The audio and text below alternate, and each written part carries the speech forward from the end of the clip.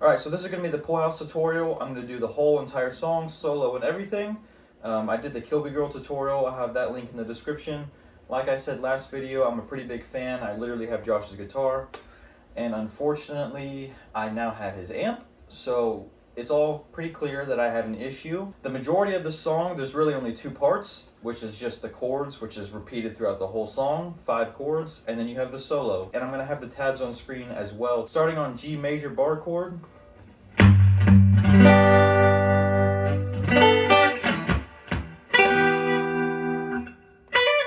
So that is the intro to the song. And also there's a lot of raking in this song. If you want it to sound closer to the record, that's what I'm gonna be teaching. And raking is just where you're really digging into the strings. A lot of this extra stuff that I'm going to teach is just to get it closer to the record sound. So when you first do that G major chord, you can kind of do...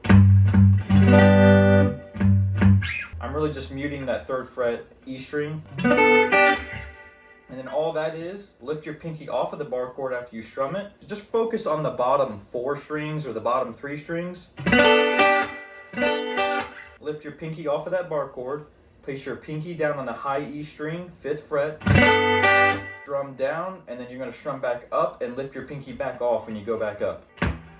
And you're going to come over here to the 2nd chord, and to be honest, I don't know the name of this chord. And then a slow up strum. What he does in the intro is a little bit different than the rest of the song. You're going to go down here to the high E string, 7th fret, hammer on, pull off from 10, and then 7th fret high E again. I do this kind of slide up bass sound just to give it that record sound. I'm just sliding my finger up with the muted E string and hitting it twice. And all you're doing there is you're raking into the 15th fret high E string. You're going to mute every string except for the high E. 14 on the high E. Hammer on from 12 to 14 and pull off.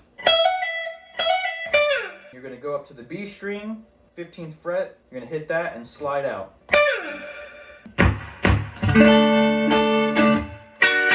And that last chord that I did is just... For that last chord, all you do is do an up and then a down. So altogether, that intro should sound like this.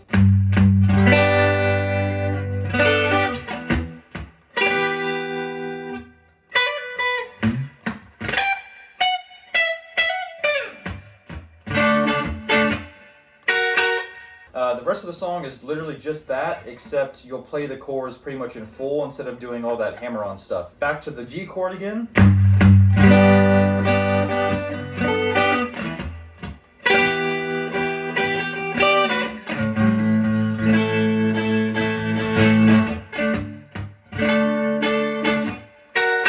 G chord again, the same way that I taught it in the intro. You're going to come over here down to the 2nd chord, and that's where the first change is. And then you're going to do that pinky move that you did in the intro on the G chord, but you're going to do it on this one now. Place your pinky on the 10th fret, high E. And then this 3rd chord here is one that wasn't in the intro. It's an A minor bar chord, but you're going to be hammering on the 7th fret, A and D string.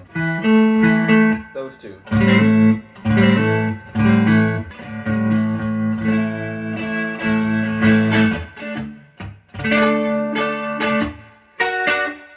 Go back down to the D chord and that final chord again. So that's pretty much how it goes throughout the rest of the song. There are some times when he's not doing the pinky move on the G and the 2nd chord here. You'll just have to listen for it. You'll know when he's doing it.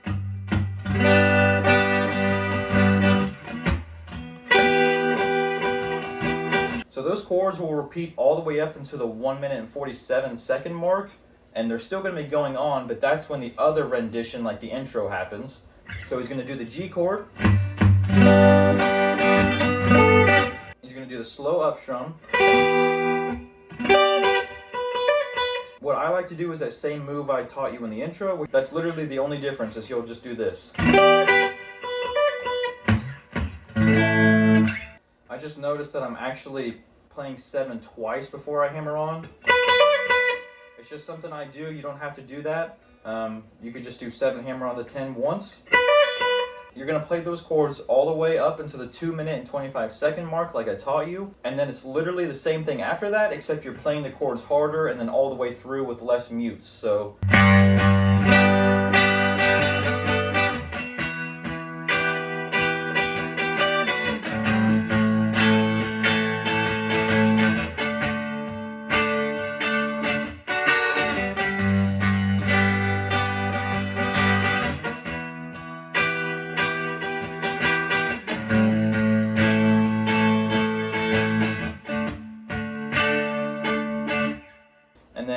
For the solo, I'm probably just going to throw this all on screen.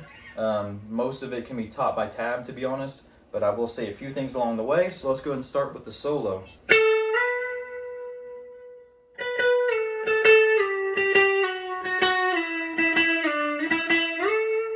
So for the solo, you're going to start on the G string, 14th fret, slide into the 16th, and then for the rest of this, you're going to be hitting each note twice as you go down, but very gently on the first one.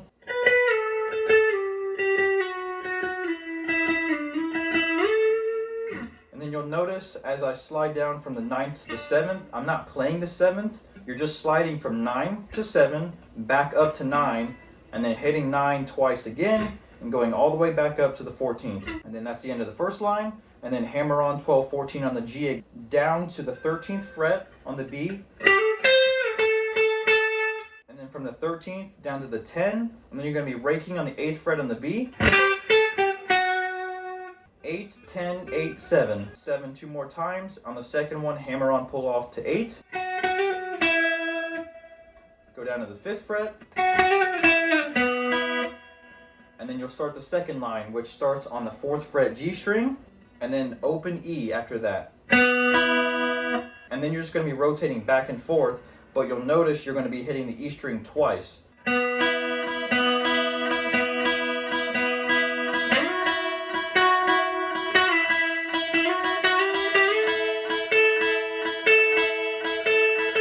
Ending that on that 14th G, and then you're going to go up to the 19th fret on the G still, and then you're just going to be slowly bending this up as you pick it.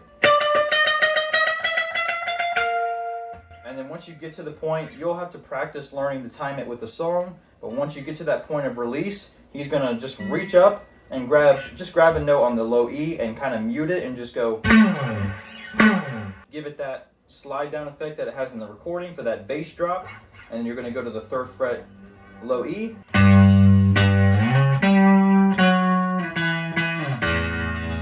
And when you're coming up to that 10th fret A, make sure you're holding in that note from the 3rd fret so you can have that slide up effect.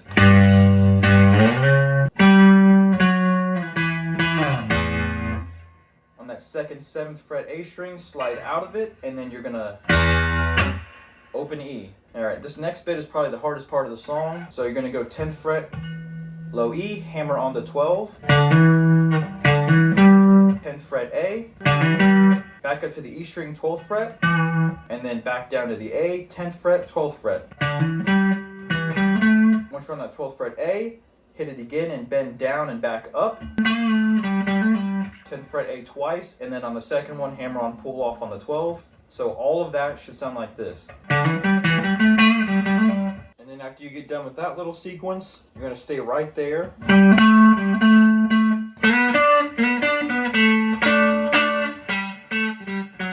And then after that, you're going to go down here to the B string, 17th fret. If you want that live sound effect, you want to slide into it, you can just grab a note.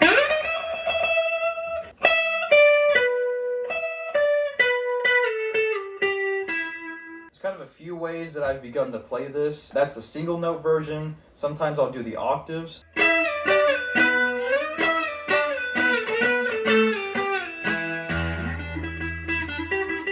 So after you end on that 14th fret on the G, keep your finger there, add your index to the 12th fret B, and start bending up and doing a unison bend. If you don't know what a unison bend is, you're just reaching the pitch of the note you're bending up to the one below. Rake into it if you want that more of a recording effect again. I'm going back up and kind of grabbing the 12th fret on the B. So right after that unison bend,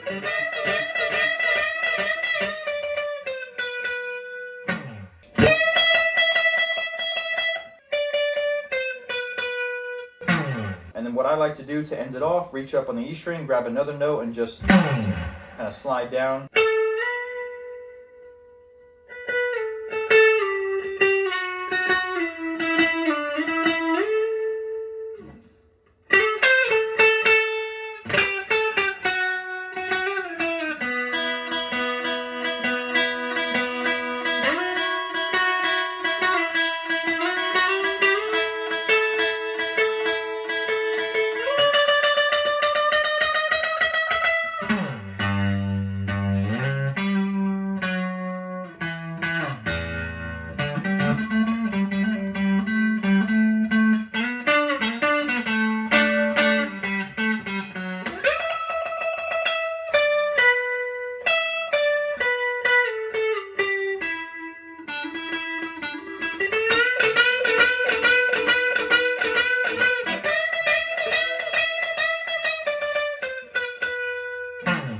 first chord back into that is.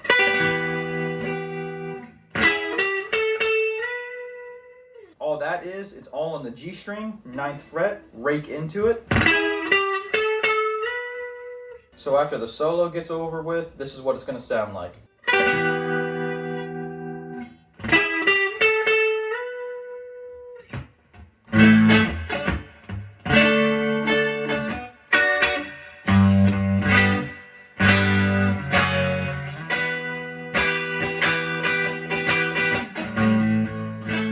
I think that's all of the tutorial. I'm going to do another one next, obviously, so if you want maple syrup or sinking ship more, comment that, and yeah.